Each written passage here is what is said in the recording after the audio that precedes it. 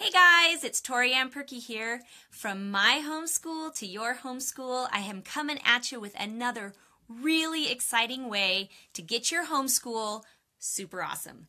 So today I want to talk about this writing thing. You want kids who can write. I assume because you're homeschooling and you know that the importance of being able to put your words on paper, not just so you can be successful, not just so your kids can be successful throughout school and also throughout their life, but also because writing is a really great way for kids to learn how to process their thoughts and get them down and get them out so that you know what they're thinking. Well, today what I want to show you is a game that we use in my home to get this process started, this writing process started when my kids are really, really young. And so the game is called Telltale. And again, this is a Facebook Live, so this is going to be backwards, but this is the way the tin, it's a tin. It's a super fun circle like this. You can hear the metal, and it's got this super fun embossed cover. You know how much I love the tactile feel of these games.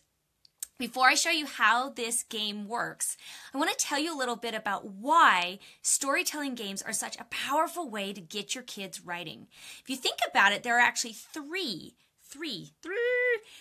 different parts to writing. There is the actual ability to handwrite, or type, right? So there's the ability to actually create words. There's spelling, which means getting words spelled correctly. And then the third part is content. Content is the ideas in the brain coming out and being given. And when our kids are little, it can be really, really tricky to get all of those things working at the same time in their head.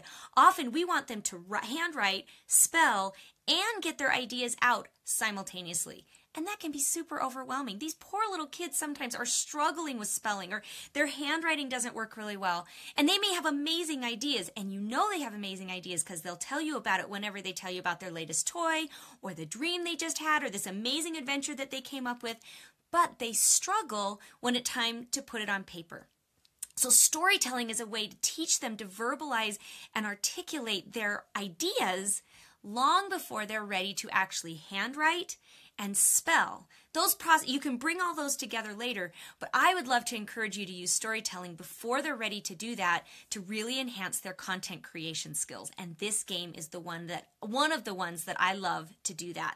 So inside the tin, there is a series of circle cards.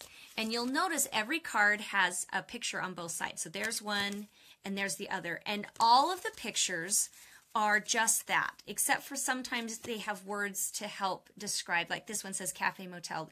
Most of them are just pictures. Do you see that? And they're really, like the graphics are really clean.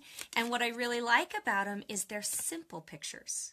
So what do you do with a pile of circle cards? There are so many things you can do. Okay, this is where I get really, really excited. So with the tin comes some instructions on some really simple games that you can play. I'm just going to go over one or two. One, you just draw a card and you use this to prompt a story. So you could say, okay, I'm going to tell a story about treasure or a pirate, and you can help prompt your kids and you can get started and they can join you.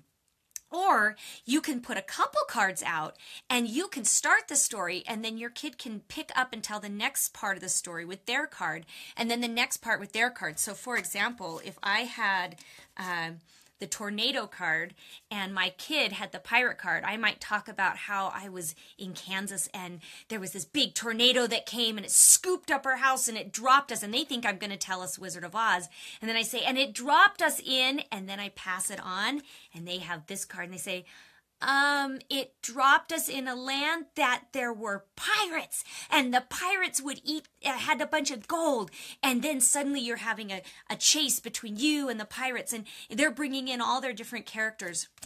So that's another way you can play. Another way you can play is together. You can lay out a series and in tandem create the story together.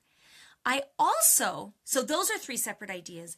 I also love, love, love using this game to help prompt memories. So for example, I can pull out a card and it'll be the crutch with the hospital.